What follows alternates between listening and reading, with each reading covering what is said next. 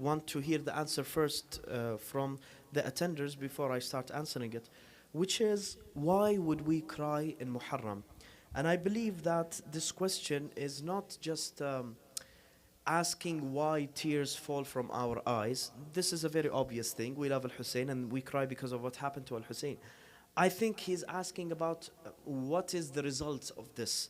What effect does it have on us? And I think nobody is better in answering this except for the Shiites themselves that spend the whole of Muharram and also other ceremonies of Ahlul Bayt crying.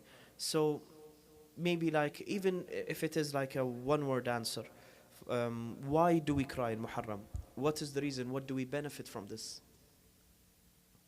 At least let's have some, maybe two answers before maybe I start to, over there, Muhammad.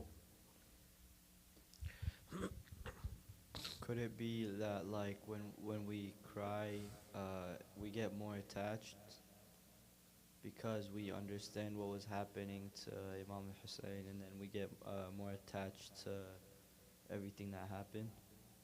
Actually, I'd like to revisit this after I hear another answer, because this actually has a very deep angle that I want to, inshallah, go into. But that is an excellent one. Could we have another one, brothers? Yeah.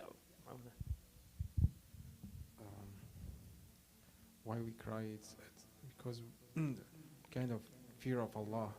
When we cry for Hussein, we cry for Allah, because Hussein revolution, it's all for Allah. Yeah. Like for the stability of Adhan. Without Hussein, without crying for Hussein, there is no Islam today. There is no peace today. Actually, what I believe is all religions, the best focus on morality. So Hussein revolution is everything is good. Like it's morality. It's in its purest form. Exactly. Mm-hmm, Yeah. mm-hmm. Thank you very much. I'll return first to the answer of my brother, which is that he said that when you are going to cry upon Imam al-Hussein, then this will get us more attached to Al-Hussein, basically, right? Yeah. So this actually is something that is very weird and odd, because we cry because we love Al-Hussein, and when we cry more, we get more love towards Al-Hussein, and we believe from Al-Hussein. So it is like something that is ever beneficial. Generally in life, you would give input and you will get output. And you will benefit from the output more than the input. But when it comes to crying on Al-Hussein, we see that both parties, the input and the output, are both equally as beneficial. So when we cry, we get closer to God and we get closer to Al-Hussein. And at the same time, we cry because we are close to Al-Hussein and to Allah. So it's like both parties of this equation are let's say, benefiting from each other, mutual benefit from them. So this is something that is, let's go back 2 steps, which is, why do we love Al-Hussein to the extent that we cry? Of course, we as Shiites, we believe that he is an infallible Imam and we must follow. But I think there is something innate that says that there is a Hussein in all of us. And when we see the struggle of Imam al-Hussein, we see something that is lacking from us. We see, for example, something that has been lost dearly. It is as if Al-Hussein is one of our family members, and even more than that. So these lengthy years that have passed, even though it does not stop the emotion, the deep emotion that we have. And I'm not saying that other religions don't have deep emotion. You see many Christians, Catholics, for example, Orthodox, or whatever they may be, they cry for the passion of the Christ. And they cry because they say that Jesus was crucified, for instance. They have similar emotions sometimes. And this in itself, having emotional connection with someone that has been martyred for 1,000+ years, this is the thing that is so splendorous. So there is something that is getting us closer to Al-Hussein, as if he was killed the same day that we are living today, not many, many years that have passed. And you have may seen, for example, throughout your lives, that many people that we love dearly have died. And maybe we would cry for months, years, let's say, but eventually there is a point in which this cycle is broken. But this does not happen. And rather, you would see year by year people, and this is something I notice. I don't know if you share this viewpoint or not. I see that the more the years proceed, people are crying more upon Imam al-Hussein. We are getting more media regarding al-Hussein. We are getting more research to tell us what has happened on al-Hussein. We are getting more people that are able to deliver the message of al-Hussein to us. People with beautiful voices, people that say beautiful words. And I think all of this, and even when you see the ziyarah of al-Hussein, it is increasing year by year. So what I believe is that emotion is accelerating.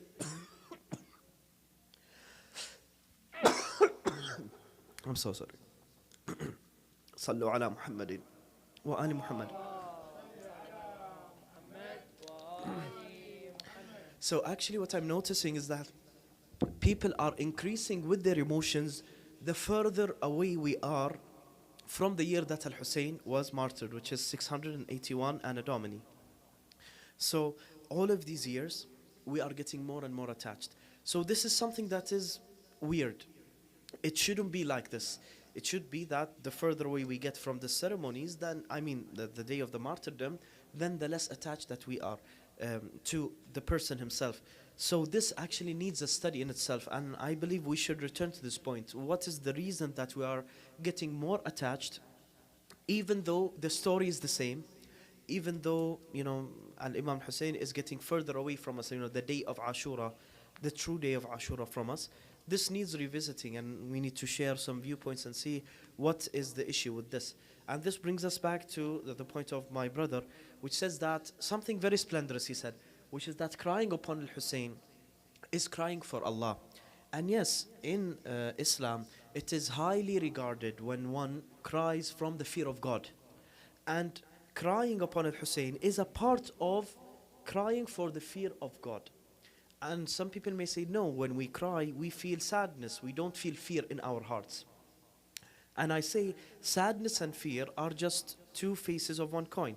Because when someone is afraid, for example, he has done a sin and he cries, this brings deep sadness to his heart. And the opposite also. When someone is sad, it brings him fear from any given thing. For example, he is sad because he has done the sin, then he is afraid that something will happen to him later on. So they're approximately the same thing. Now, how do we say that crying on Al-Hussein is something that is related to crying from the fear of God? The answer to this is that when we are crying to Imam Al-Hussein, we are establishing the rudiments of everything that is good, as my brother has said. So when we're crying upon Al-Hussein, we're crying upon chivalry. We are crying upon respect. We are crying upon humanity. We are crying upon all the good things in life that have been lost when Imam Hussein was killed. Someone that is so splendorous and good being killed in such a way. So we are connected to Imam Hussein equally with the morals that he carries. And if we cry like this, then we cry not only from sadness, but from fear of getting distanced from such good things, and also from fear that we are not aligned fully with the line of Imam al-Hussein. And this means at the end that we are crying out of the fear of Allah. And this is something that is very splendorous, and it never came to my mind in that way. What I wanted to answer when it comes to the question, let me read it again, why cry upon Imam al-Hussein? Or what is the result after this? I always say this, which is that if a person is in a vulnerable state, he is in anger, he is in fear, he is in sadness, this is when decisions are made. This is when change happens. And given most of the change that happens within extreme emotion is negative. This is why they tell you when you're so angry, don't take a decision. When you're so sad, don't take a decision, because more often than not, you'll find that this decision does not align with what you believe and understand and your knowledge and wisdom. But when it comes to godly fear, godly anger, godly sorrow, godly fear because we fear we're not aligned with the morality of Al-Hussein. Godly sorrow is that we are crying upon a person that is so close to God. Godly anger because we are so angered that people have done severe things to Al-Hussein, and him being the son of Fatima, the son of the Prophet, someone that is very great. All of this is godly. It is not something that is just out of brute human emotion. So all of this combined, it will give you the chance to have deep impact on your personality, and also change the things that you do, change the things maybe that you believe in. And so basically it gives you a chance towards positive change. And there is something I want to tell all of you here. And it is something that I've been thinking about many days, the previous days. And I'd like to mention right now, even though it is not directly connected to what I'm saying right now. Brothers and sisters, still you feel the tiredness of reviving the month of Al-Hussein. Still you may have hand burns out of doing the service, out of, for example, cooking for Imam Al-Hussein. Still you remember the lessons of Ashura. So let us not think that the month of Ashura has finished.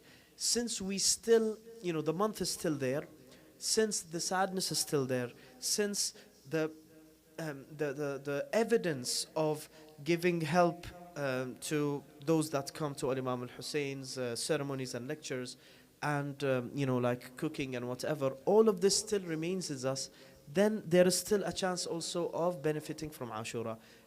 I mean, there is a question that came maybe 4 days ago.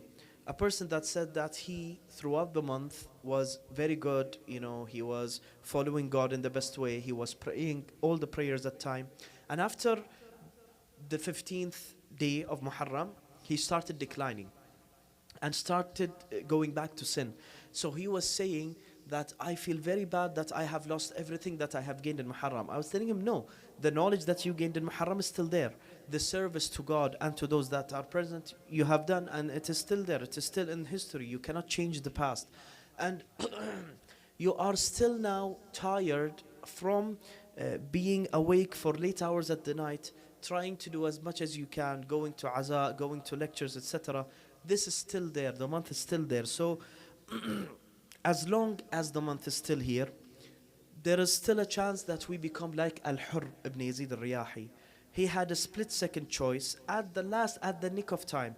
So even if there is like 1 second left in Muharram, you still have a chance to return back to everything that you have gathered throughout Muharram, and nothing is lost. Indeed, God always says in the Quran that He will change our sins into good deeds if we return to Him. So there is never, let's say, within the holy month, even after that, there is never a chance in which you would lose everything. No, it is actually always a chance for us to proceed forward. So does anyone have anything to add before we move on from the crying issue?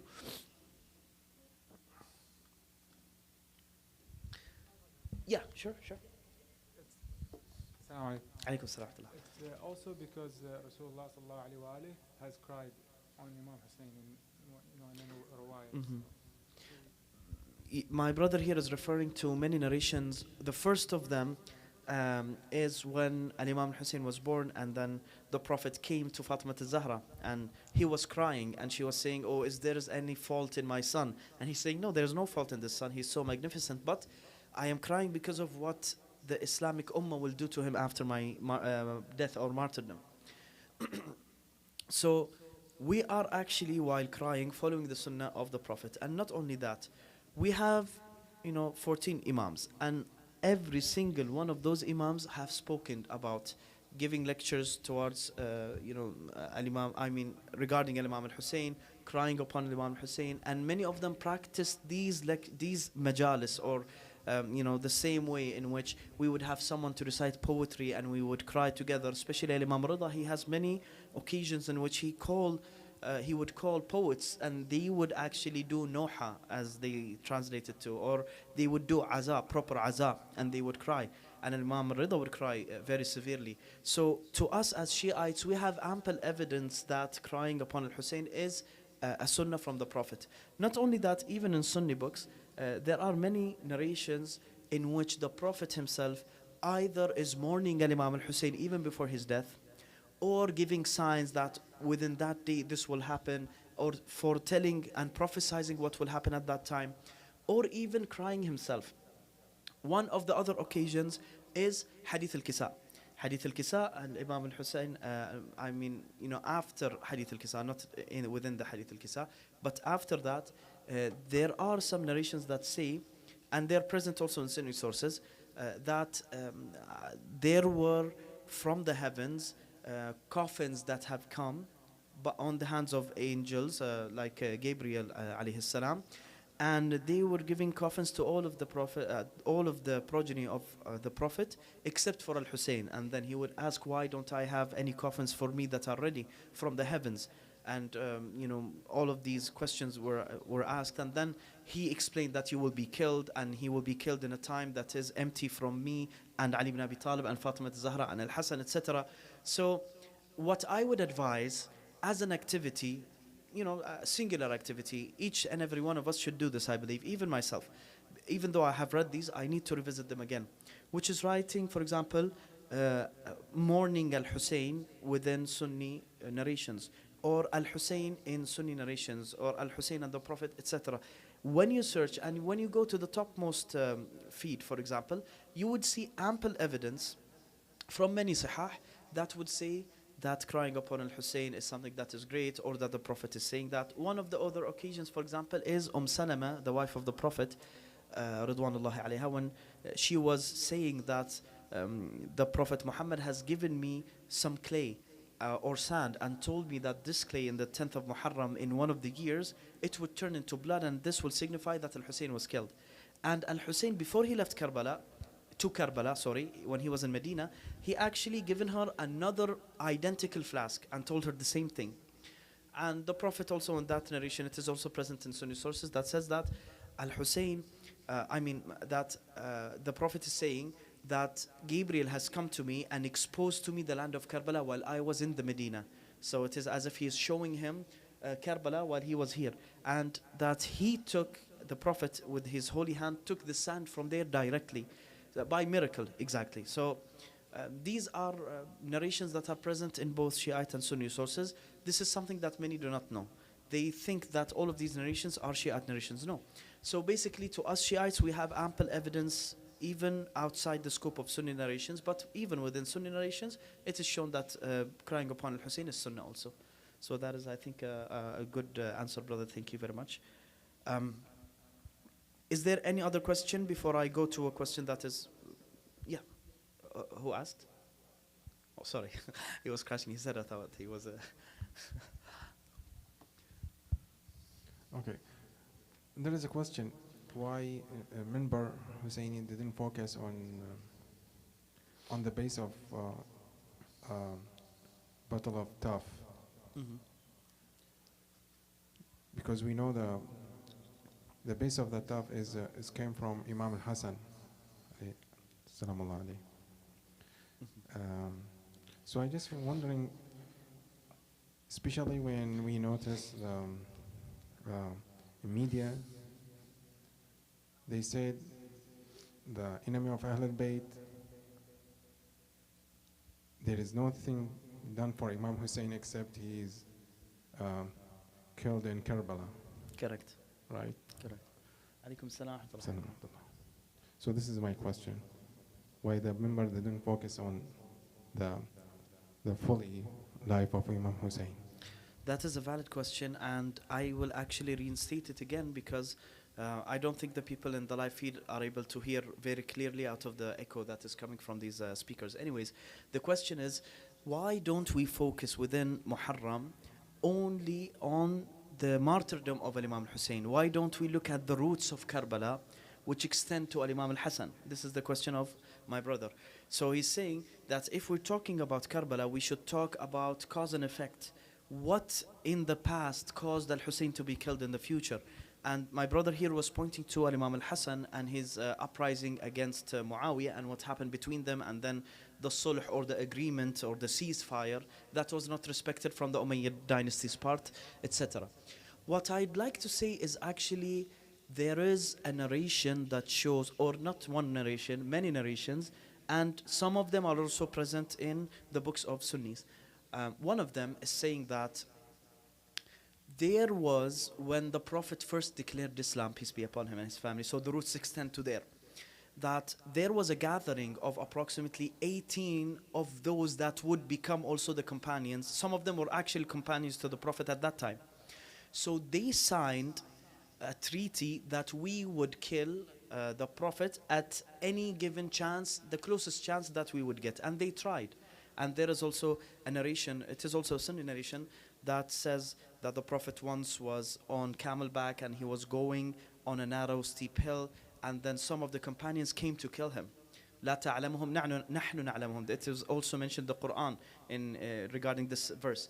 So they tried to come and take a big boulder and roll it upon the Prophet, but they were prevented by suddenly out of nowhere there was a thunderstorm, and a thunder struck. It was so bright that it exposed the whole horizon, and the Prophet saw all of them.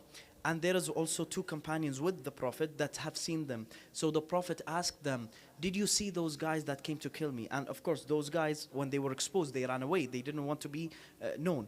And they thought they were not seen very clearly because the light was so illuminescent. But then the Prophet asked the companions that were with him, and then he told them that, do you know those that came to kill me? And they said, I've seen some of them. And then the Prophet said, I will tell you all of their names. And then he told the names of those that came at that given incident. There were many incidents like this, but this is one of the first trials of assassination based on that treaty that was signed. Where was this signed? It was signed inside the Kaaba. The Kaaba before, it had many idols inside. So in between those idols, the idols of Bakr, of Rabi'a, of Qais, of all the Arabic tribes. And if you have any treaty that is signed inside, then it is a blood treaty. So if later on you say, I would not do this, the thing that we all agreed upon, you will be killed by anyone that knows about it. So basically it is a life or death, a ride or die thing to do. So they started doing that at that time. And before, there was also another narration that shows us in one sort of way that Al-Imam Al-Hussein is connected to the Kaaba himself. There is one great scholar, he was a Shiite scholar in the 19th century. And what happened then is that there was something that has happened to the black stone, Hajar al-Aswad, so it needed to be returned back to its place. Maybe they cleaned, maybe there's something that, but what is well known that he actually led the Jama'ah prayer in the Holy Mosque, and it is the first and until now the last public Shiite prayer that happened in, and there are pictures, you could go and look them up, and it was in the Kaaba. So then they asked him to return this stone to its place, and he has seen before that, in one night, he had seen that Al-Imam Zayn al-Abidin would come to him and he was telling him, return the head of Al-Hussein to his body. There is an embodiment over here. This is actually a historic narration. It is not, let's say, a narration by Ahlul Bayt. Of course, it's from the 19th century. But it is something worth saying. Why? Because when you see in the future, Al-Imam al-Mahdi would stand next to the stone, the Hajar al-Aswad, and will face the people and will give his first speech. Al-Imam al-Mahdi ajjalallahu faraja. And from the things that he would say is that, Ya Ahl al-Alam, inna jaddi al-Hussein qutila atshanan, that, O people of the world, my grandfather Imam Hussein was killed and he was thirsty. And also an-Nafs al-Zakiyya will be killed there. And many things, when you look in the history and also the future, you will see an interlinkage between Imam al-Hussein and the Holy Kaaba in itself. So, and also there is a narration from Al-Hussein himself that was narrated by the enemies of Al-Hussein. And he said this, and he said, before he was killed, he took some parts of his blood and threw it to the sky and said, Oh God, I have been killed by X and Y. He did not say X and Y, obviously. He said two names, but these names are very dangerous. I'm not able to, say them out clearly. Anyone here could just research and he would find these names. So there is a narration that was saying that there were two people to kill Al-Hussein while they were long dead before Karbala. They were actually part of the companions of the Prophet Muhammad, peace be upon him, and his family. So he has given them by name. He is saying, قَتَلَنِي فُلَانٌ وَفُلَانٌ. So instead of fulan, fulan, they are names. So if you would research قال الحسين قتلني فلان وفلان, you would see the names. And these names are people that lived within the time of the Prophet. So all of these pieces of evidence, if we gather, we would find very clearly that the murder of Al-Hussein is the murder of the Prophet, is the murder of the Islam.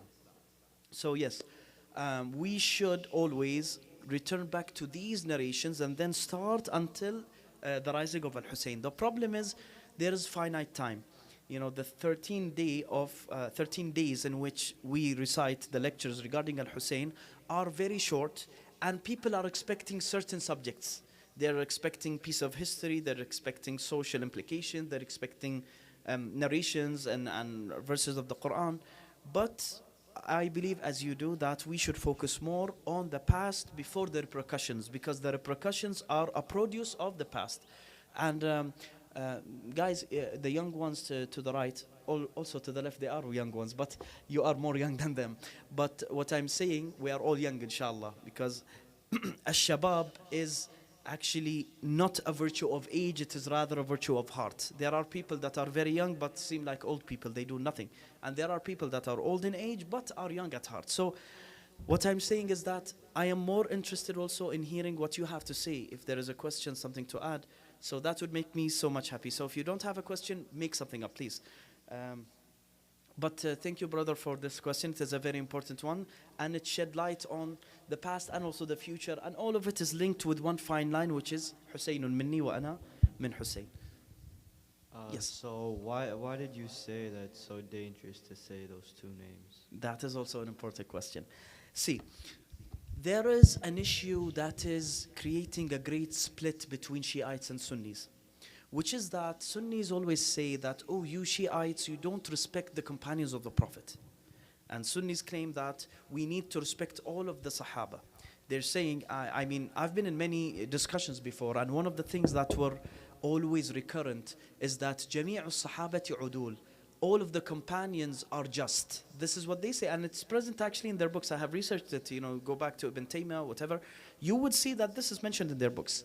And so they're saying that if you speak against the Sahaba, you are kafir, for instance, or you are someone that is distant from God. So this is their view. And so when we openly declare some names, and sometimes very high-ranking names in Sunni Islam, it seems as if you're attacking Sunni Islam rather than attacking those that were people that murdered Al-Hussein per his words. So what do I have to say about this? Because this is a very tricky issue. So I have to tangle it very delicately. First of all, many Sunnis say that we as Shiites are mughalin. Mughalin, that people that are over-believers. So God says believe in such, and we take this to other extents that he did not say. But what I see is the opposite, because they say that جميع الصحابة عدول. Okay, what does adl mean? Adl mean he does not do sin. Okay, if he does not do sin, then he is ma'soom. So we believe in 14 ma'soom. This must mean that they believe in 400, 500, 600, 800. This is one part. Another part is that, where did this come from? What is the evidence that all Sahaba need to be respected? And not only, they would bring many narrations. Like, أصحابي كالنجوم بأيهم اقتديتم اهتديتم, that my companions are like stars. Whichever you follow, you would get guidance, for instance. But all of these narrations, they would have issues within them. They'll either be people that are, for example, unknown. راوي غير معروف. So we cannot depend on that narration. Or this narration itself could not be attributed to the Prophet. It had to be made up. Or for example, let's say this one, أصحابي كالنجوم بأيهم اقتديتم اهتديتم. This means that my companions are like stars. Whichever you follow, you will be guided. Anyone that knows the slightest in astronomy would know that no, you don't follow any star and you will get guided, because there is a star here, here, here, there and in every direction. There are given stars. For example, the what they call it, I mean, Big Bear or whatever they call it. And this shows you the direction of the north, the true north, for example. This, if you follow, will take you north, but maybe you are going south. So even when you look at the scientific explanation of these narrations, you would see that they don't add up. So there are many large problems within this. Plus, when you go to the Quran, it has said that many of the companions were hypocrites. There is actually a full chapter in the Quran. It's called Surah Al-Munafiqun. And one of the verses, وَمِنْ أَهْلِ الْمَدِينَةِ مَرَدُوا عَلَى النِّفَاقِ, that from the people of Medina, people that will return once, twice, thrice, and forever in hypocrisy. So even the Quran is talking about some of the Sahaba. The Prophet in Sunni narrations, through Sunni narrations, have talked about some of the Sahaba and said that they are people that will go to hellfire. It is present in their book, so I don't know where this notion comes from. So this is one part. Another part is that we as Shiites, we say that just seeing the Prophet or being close to him not as in close to heart, but rather in close vicinity, like always you're hanging around the Prophet. This does not give you any merit. What gives you merit is how pious you are, as per the Quran. Inna aqrabakum inda Allahi atqakum. The closer you are to God, then the more pious you are, the closer you are to God. So the reason why I'm saying that mentioning these two names is very dangerous, and you can research them right now. You have your phones, right? But just research them and return them back so that we can continue. So the reason why is because these two names are very high ranking in the other section of Islam, so we don't want to cause any problems. Whoever wants to know, he could research and he could find the answer. This is kind of like unrelated to like Muharram and stuff like that. All the better. Go ahead. So when we like mention an Imam's name or something like that, like someone that's part of Ahlul Bayt, we say alayhi salam, or like alayhim salam and stuff. But like when Sunnah, like when they mention their Sahaba and stuff, they say like radiyallahu anhu. Yes. Like what's the difference, and like is there like a big difference between the two phrases? There is key difference, and this is a very smart question. Why? Because sometimes things don't look as they truly seem. This may be a mild difference, like when you're saying and segregating the differences between Shiites and Sunnis, you would usually skip this. You wouldn't say that we say alayhi salam and they're saying radiyallahu anh, because you'll think that it is something so minute and irrelevant, right? But actually this has full relevance. Why? Because when we say alayhim salam, what we mean is that they are part of the circle that are mentioned in the obligatory Salat ala Muhammad wa ali Muhammad. Allahumma salli ala Muhammad. So when we say alayhi salam, it means it is a person that has been blessed by God directly. In the verse, Inna Allah wa malaikatahu yusalluna ala nabi ya ayyuha alladhina amanu sallu alayhi wa sallimu taslima. Allahumma salli ala Muhammad wa Muhammad.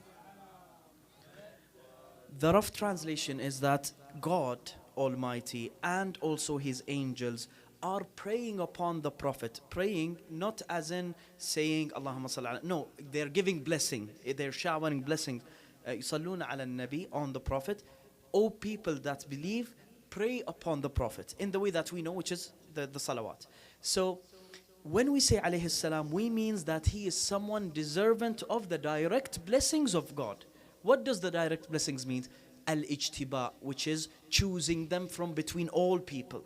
So when you say alayhi salam, it is mean that it is someone that has been chosen by God. And this is what builds Shiite Islam. We don't believe in Islamic democracy to make the leader of Islam, to control the whole of Islam. We believe that God created Islam and Al-Quran to stay forever, and He will forever have custodians that He chooses. Who are these custodians? Ibrahim alayhi salam, Nuh alayhi salam, Adam alayhi salam, Muhammad sallallahu alayhi wa sallam, Ali alayhi salam. Salli ala Muhammad wa Muhammad. So when we say alayhi salam, we are saying that we as Shiites believe that God has chosen those that will lead Islam. Our Sunni brothers, they don't say alayhi salam, except for the prophets, because they share this belief with us. They say that the prophets, Inna Allah ajtaba Adam wa Nuhan wa Ibrahim, to the end of the verse, that God has chosen Abraham, Noah, all of these. So alayhum salam.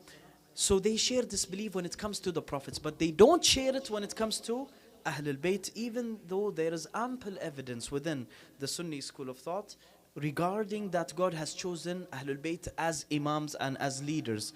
One of them is, for example, Harithat al-Ghadir Khum. Then there are at least 67 sources that I have seen, top high-ranking sources that say, إني مخلف فيكم الثقلين كتاب الله وعترتي. I am, the Prophet is saying, I am leaving to you two weighty things, the book of God and my progeny. ما أنت مسكتم به ما لن تضلوا بعد أبدا. And however much you hold on to them, you will never get deviated. So all this deviation in Islam, per that narration that is sahih, that is present in 67 of the sources, is because we're not following either the Quran or Ahlul Bayt. So it is a principle. When you say alayhi salam, you're showing your principle. My principle is that I believe that God will protect his religion with people that he chooses, not us. And then they will say, وَأَمْرُهُمْ شُورَى بَيْنَهُمْ, that the Muslim affairs is a democracy between them. This verse is present in the Quran, but this does not refer to choosing the leader of Islam. It refers to al-umur al-hasbiyya, or regulatory affairs. Who would protect the Baytul Mal, the house of finance of Islam, for example? Who will be such and such? These affairs, not those. And if you want evidence of that, return to the interpretation of the Quran, وَأَمْرُهُمْ شُورَى بَيْنَهُمْ, and look at the narrations of Ahlul Bayt and the Prophet. What do they say about this? To what does this apply? And people, just as we are today, we are asking, oh, is it a democracy or is it not? At the time of the Prophet, people came and asked him, oh Prophet, do you mean that we lead Islam by ourselves? And he said, no.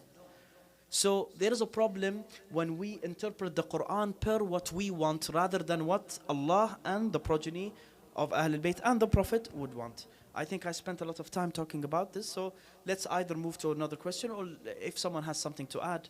And again, yeah, please go ahead. Go ahead. Muhammad, to the far right, please. You will be heavily compensated by Allah, inshallah. Yes. Do we know how many people fought with Imam al-Hussein? Very nice question. And this is an important one because there is a difference. People say, not people, historic narrators and narrations say, for example, that the men that were with Al-Imam al-Hussein were 83. And that only 16 or 17 are from his direct household, and the rest are people that are not related, but people that love Imam al-Hussein. And we have some narrations that state that they were more, because within the course of the months that al-Hussein was going to Karbala, that people were coming and flocking in, even at the last moments when the war was almost finished and there was only al-Hussein. There were some people from the military of Umar ibn Sa'd that attacked their own military men, and they stood with al-Hussein, even though they did not see al-Hussein. Like they were very far away, and they started fighting the army directly from within, like a Trojan horse, if you will. So the people that were with Imam al-Hussein were many, and the ladies that were with Imam al-Hussein were even more than the men. So for every one man, you would find 3-4 women. And this is why in the narration when Al-Hussein, peace be upon him, was distributing the camels and flags, he was appointing many ladies to each man that was there. So, it wasn't like one per one. No, the ladies and children that were present in Karbala were more. So approximately, those that came with Imam Hussein to Karbala, they reach approximately 300. So this is a number that is weird, where people say, oh, I did not know that. Yes, because these are not focal points that are very important to us when we talk about Karbala, but they are important to know the severity of what happened. So yes, very nice question, very bright one. Yeah, Aziz, always love a question for Aziz. Shaykhna, undoubtedly Ahlul Bayt are Bab al-Hawa'ij, each and every one of them. Of course. And many miraculous events happened at the shrine of Imam Hussein and the shrine of Sayyida Zainab alayhi salam, Abu al-Fadl Abbas. Yes, we do believe, yeah. Yes. So my question is, Imam Hussein was the Imam of his time, Imam Zain al-Abidin was the Imam of his time, but they still they do قضاء الحوائج and شفاعة for us. Now, Yes, intermission. since we're in the time of occultation, زمن الغيبة, wouldn't it be a priority for us to ask our حوائج from Imam Mahdi since he's the Imam of our time? That actually never came to my mind before, because what we always have heard, I mean, let me reinstate the question as I said before, because some people are hearing from the live feed and they don't get the question very clearly. The question was, we believe that all Ahl al-Bayt are doors to al-Hawa'ij. Like whenever we have any problem, whenever we have anything, they could give intermission, shafa'a between us and God, and they could pray for us so that we would get good things. So in the time of Al-Hussein, people would come to Al-Hussein. At the time of Zain Abidin, likewise. So why in the time of Imam Hujjah Ajjallah Farajah, he's our Imam, we don't, let's say, pray and say, for example, that, oh God, by the right of Al-Imam Al-Hujjah, give me such and such, or we say, Ya Imam Al-Zaman. We focus a lot on other Imams. There are many reasons to this. I will mention 6. The first of all is that we believe, as Shiites, that there is a hierarchy, and that the Prophet is the best of all, of course, all creation. After him is Ali ibn Abi Talib, after him is Fatima al-Zahra, after him Al-Hassan, after him Al-Hussein, and hence why Al-Hassan and Al-Hussein were in the same time, but Al-Hassan was the Imam, not Al-Hussein, while Al-Hassan was alive. And so we believe that each Imam that was preceding is better than the Imam to come after him, or else they wouldn't be both present in one time, while one of them is the Imam and the other one is the better one. The better one has to be the Imam. And of course, each son would at least be alive within the time of his father. There wasn't any Imam that was born while his father was dead. All of them were born while their fathers were alive. So basically, this gives us a logical hierarchy. And we believe that the topmost Ahl al-Bayt, Ahlul Kisa, Al-Ashbah al-Khamsa, we give them many titles, signifying that they're greater. So this may be a first reason. A second reason is because sometimes we kind of forget that Imam al-Hujjah is present and that he hears us, and this is one of our beliefs. He hears us by the might of God, of course, and not by himself. This is why we are actually distanced even from like trying to establish communication, because we believe that you could establish communication by certain acts that you do. For example, certain actions, certain du'as that mention his name, many other things. So we are generally distant from the Imam of our time, and we're so busy about our worldly affairs.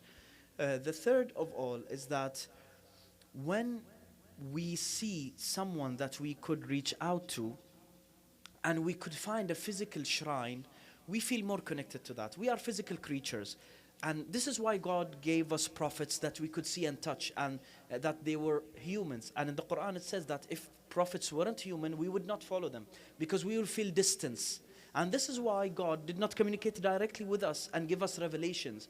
Rather, He has given us a prophet, someone physical we could touch and see and talk to, because we need to believe in something physical. And we see the graves of Ahlul Bayt, and we know where Az-Zahra's grave is, at least in general vicinity. So we believe them to be more solid to us.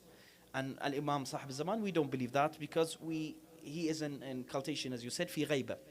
And fourth thing, why we do not actually go and reach out to Al-Imam Sahib al-Zaman as much as we do with the rest, is that Al-Imam Sahib al-Zaman is the last to come.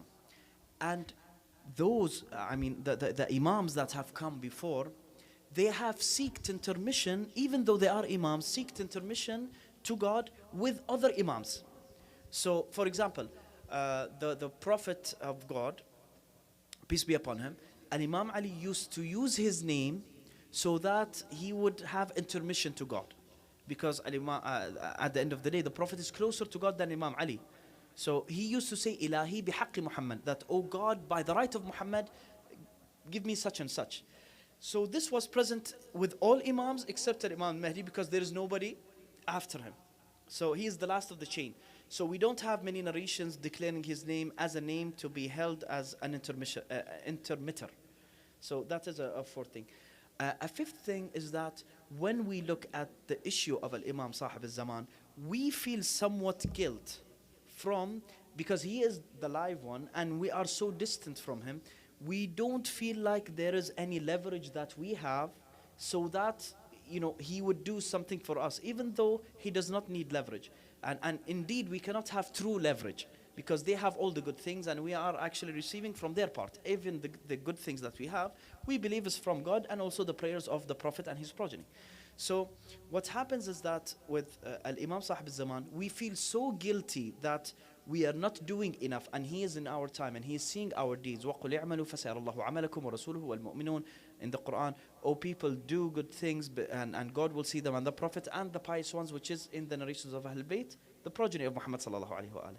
So we feel this guilt, and we feel as if we don't come to him except in the time of need, especially him because he is alive. This, psychologically it affects us. So this makes us also further. The final one that I would like to mention,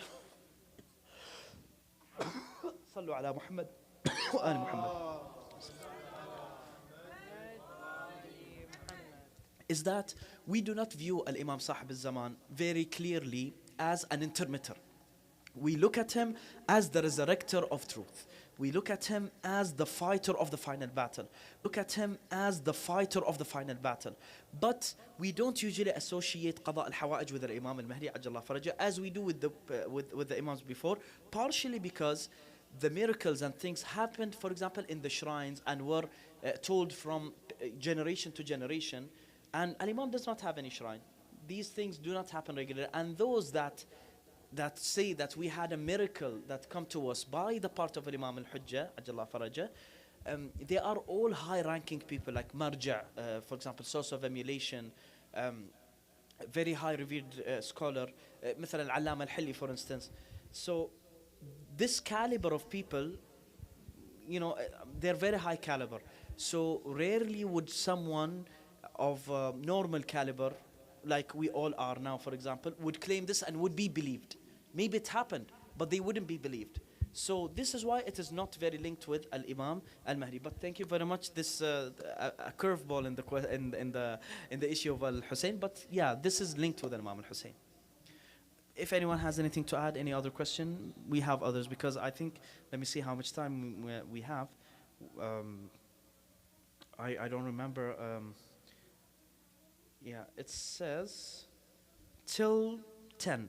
So we have less than half an hour. So 20 minutes. Yeah, let's go ahead.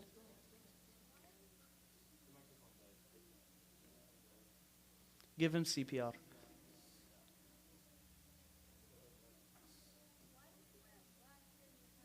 Nice question.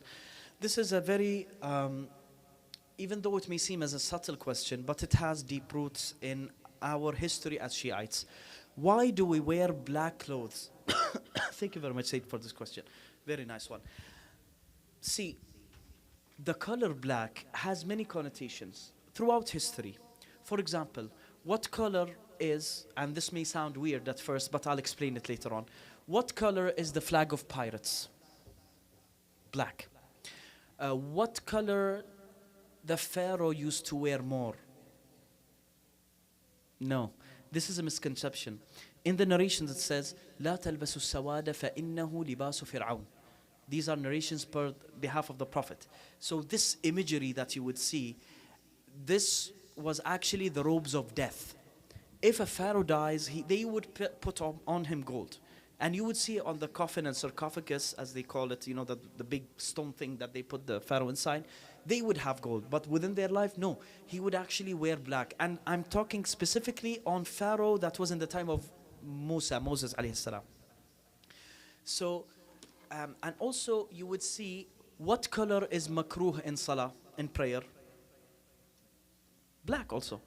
Don't worry, the answer is always going to be black. I'm just building suspense here. So there is something within black. Let's look at black. What does black do as a color? Let's leave Al-Hussein and Muharram. What does black do to light? Absorb, thank you. It absorbs light. Actually, black is not a color. Black is the lack of color. We cannot perceive black. And you say, no, I see this is black, this is darker black. How do I see them different if I don't perceive them? When anything that is black gets hit with light, it does not reflect or refract any color. If you see different shades of black, This means that there is color, for example, the lighter black, there is sorts and shades of gray and other light within it that would show you that this black is lighter, but there is no such thing as true black. So when you look at Karbala, what happened in Karbala? We lost the final light of Ahlul Bayt. Isn't that true? So it is the lack of the heavenly light on the earth. Because we believe that Al-Hussein is one of the 5 Anwar that were revolving around the Arsh before Adam was created with 6,000 years. I'm sure everyone here has heard this narration. So when we look at the meaning of black, it means different things to different people. So Pharaoh, the color black meant to him supremacy and control. He believed himself to be God. And I'll ask this question, it is a history question. What color is the god, the demigod that the Egyptians believe in? The god Ra is. What is his color? Black. He is depicted as a black cat. And the Sphinx also. The Sphinx, previously, it may have been even covered with black. So to him it means dominance. Black has many strong significations. And this is why in Salah, in prayer, it is makruh per many sources of mention to wear black, because black shows supremacy in a way. So when it comes to mourning on Al-Imam Al-Hussein, black is not decorative. You know, even if you have stripes on black, it is not very apparent. So there is no decoration in it, so it is fitting. It signifies the loss of all light. And also, plus all of this, we show the dominance of our enlightenment with Al-Hussein by wearing all black. What do we say? What do we see in narrations? For example, when any imam or even non-imam, any Arab is speaking of a large group of people, what do they call them? Ahlus Sawad. Or they say As-Sawadul A'zam min al-Nas. This will not make any sense if translated into English. But what it means, if you're talking about a group of people, you would say Sawadun Nas. So it also signifies us being a group and being many and several. So there are many connotations for wearing black. But in recent years also, black has become the universal sign of sadness. You would see, even if Christians, you know, they go to the funeral, they would wear black. For the reasons, some of the reasons that I have mentioned before, but we have more reasons than they do for wearing black. So yes, this, and also final thing, you would see Sayyids wearing a black turbans, no? I'm unfortunate, I'm not a Sayyid, so I'm not able to wear a black turban. I'm wearing a white one. But the black turbans are actually the color of turbans that Al-Hussein used to wear. And this is why Ubaydullah ibn Ziyad, when he went to Al-Kufa, he wanted to disguise as Al-Imam Al-Hussein. He wore all black to signify this. So like a black robe as this one, and a black umama or turban. And also in the prayer, it is makruh to wear black clothes except for a black robe and a black turban. If you're wearing one of those, then it is not makruh. It is actually something that is mustahab. So basically, all in all, we have several reasons why we wear black. The most predominant one is that we want to show our sadness and we want to look the same. It is like the uniform of those that will aid Imam Al-Hussein. Inshallah, you and all of us will be from them. Yes, please, go ahead. Yeah. Comments are also Assalamu highly alaikum. appreciated. Alaikum Yeah, salam. just a quick comment. I think it's like a big part of this black color is kind of cultural. So who knows, in 200 years from now, might be the green is the sadness color. And I wish not. I mean, it doesn't look good, but anyways, yeah. yeah, but who knows? I mean, I think a part of it is that's how most people consider the sadness color is. Maybe you're questioning because culturally you don't have that concept yet in your mind, and then people unify. Like whenever you get older, you may say, okay, black is the color of sadness, and it becomes more clear to you. And with that answer or that comment, I go back to the first question about I forgot what the first question was. Believe me, I forgot it too. So- Yeah, when they asked about overrating yes, Muharram. Muharram, and the second question, why we Cry. cry on Imam Hussein alayhi salam, and all of that. Many of these are also things that just Culture specific. culture specific and also can grow with the personality. Meaning, whoever asked why is Muharram overrated, maybe when they get 10 years older from now, they'll know by themselves Yes. that it's not overrated or it deserves More. than Correct. what we're giving it. Maybe we're giving it, maybe it's overrated in some practices. Maybe it's like Correct. some People don't show emotion by crying, for example. yeah, like maybe some people, like as you see on YouTube now, it's not only Latmiya, it's Latmiya and many other practices. So maybe it's overrated in that meaning that people are making up new practices. Sometimes it might be inappropriate even. For example. But does it deserve what is being given? It deserves more than what is Exactly. given. And again, that grow with personality, I think. Well, this is one of the best comments, I believe, to be in the session. Why? Because at first glance, when people hear that we associate something that is from our religion to folklore or culture or upbringing or civilization, general human civilization, not religious civilization, they would be taken aback. They said, no, all of what we're doing is something from God. But no, in the Quran itself, it says, خُذِ الْعَفْوَ وَأْمُرْ بِالْعُرْفِ, that take forgiveness and order by the norm. And there are several jurisdictions in Islam that abide by the norm. For example, the dress. If there is a dress that is inappropriate per the norm, you're not allowed to wear it. And that depends from culture to culture. So there is actually a great deal of what we do that is ingrained because Islamic background is Arabic background.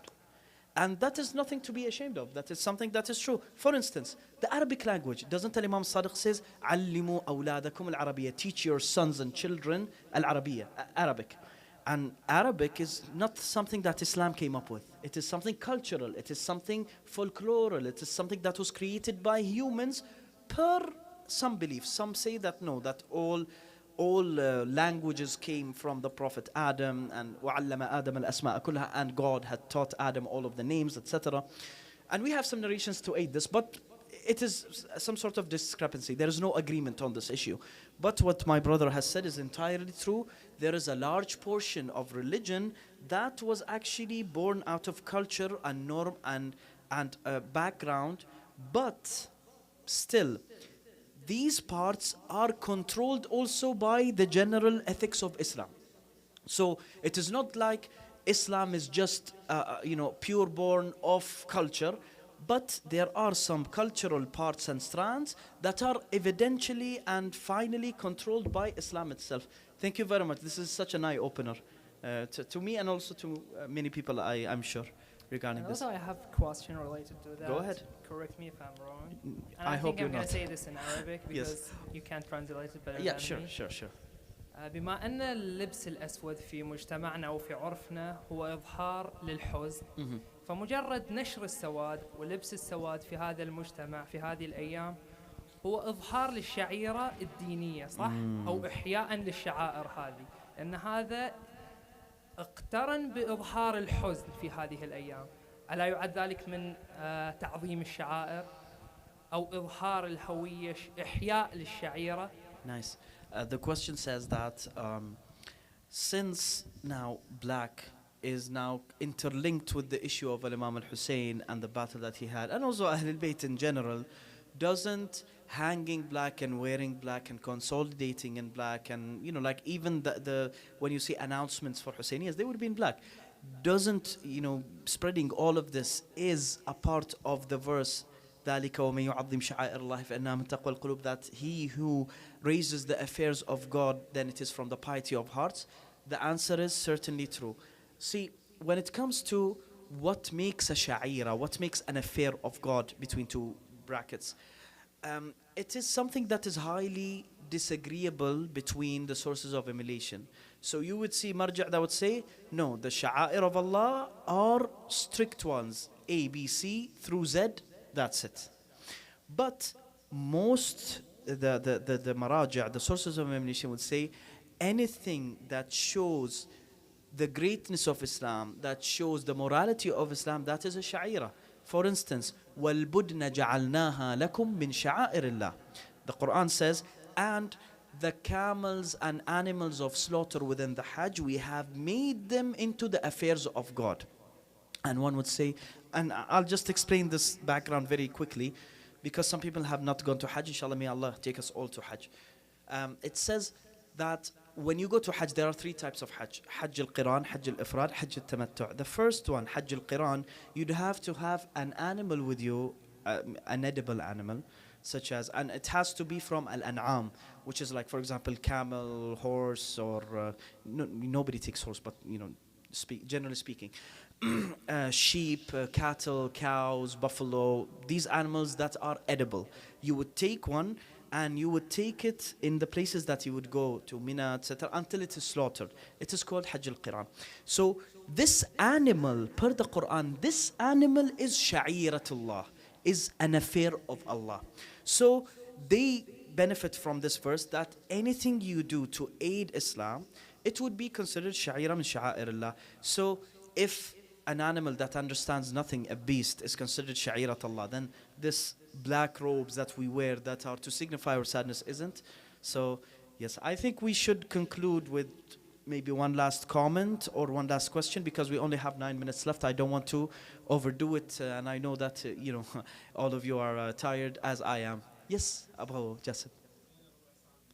Oh, Abu Jassim is saying that we have 15 more minutes, not 15:50, not 50:50, 15:15, but I am reluctant. Not for that, because I think we should control it so that people would not get bored, where they would love to do this again, as I claim, Abu Jassim. So, yeah, so let's take one last thing. Okay, so I hope it's within the 9 minutes. Go ahead, even if it takes more. Abu Jassim would be happy. So, in زيارة الناحية المقدسة, there are many statements by Imam alayhi salam. I'm sorry, I have to stop you.